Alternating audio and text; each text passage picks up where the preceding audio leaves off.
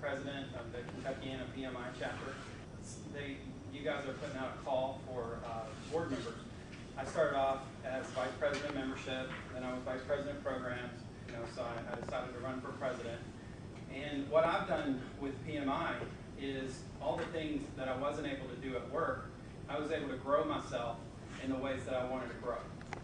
I started speaking in 2006, and for about a year, I spoke for anyone that would have me stand in front of them and speak.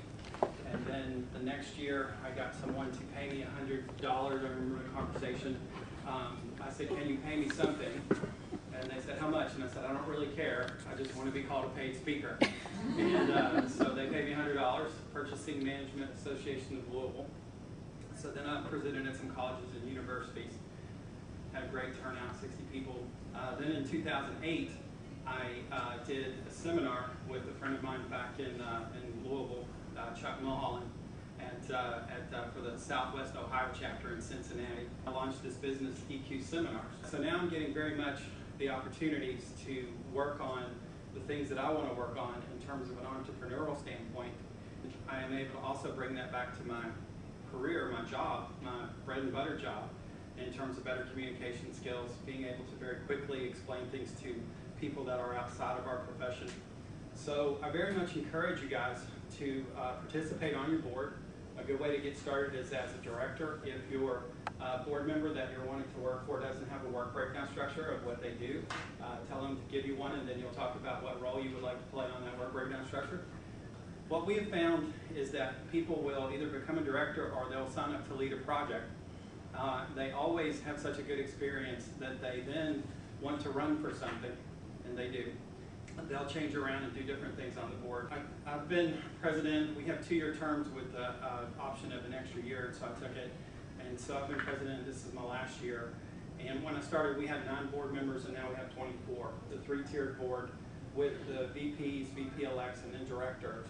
And then that doesn't count the project managers. And our chapter only has 600 people. So we have a huge amount of participation. So I very much encourage you to get involved. Don't look at it as being an indentured servant as much, because it's not that way. But look at it more as providing you with the opportunities. Times are difficult right now, and it's very stressful. There's a lot of anxiety about jobs. So you can take, and that is energy. It's misplaced, misdirected energy. You can direct that energy into your career and to help your community and to help your profession.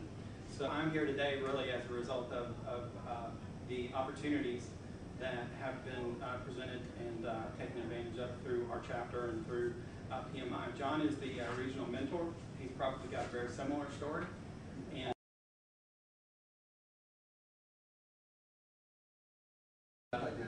yeah, you just, after you get involved with your chapter, you start finding out about your region.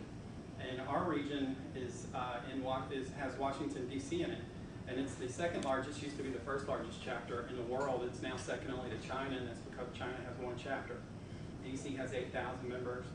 So it's a good thing. You really can get very involved and expand your network. So today we're going to be talking about project management history in the making. Mark Kozak-Holland and I kind of found each other out there. Actually, I had him come in for our chapter when I was first president and do our holiday dinner, and he has a great presentation on the Titanic.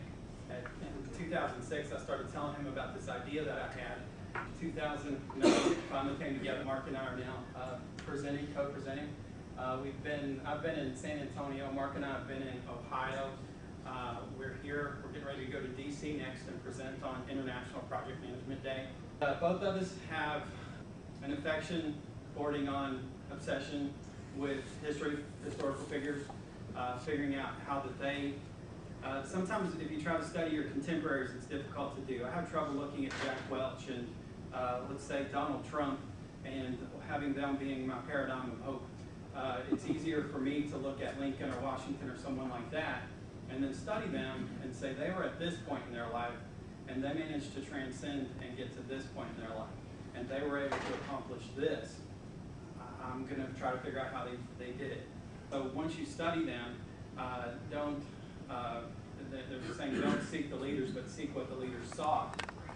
Mark and I do that, and then we bring it back to you to make some of these things that are nearly inaccessible because they're very difficult, but we bring everything together and then distill it back to you to accomplish the purpose of EQ Seminars, which is to equip you with the leadership interpersonal skills that you need to transform team dysfunction into mutual respect, emotional intellect, and financial security. We are coming close. If we're making progress toward that goal, then I feel like that's a worthy thing to do, because it's going to make your lives much better, and it's going to make the lives of all the people on your teams better.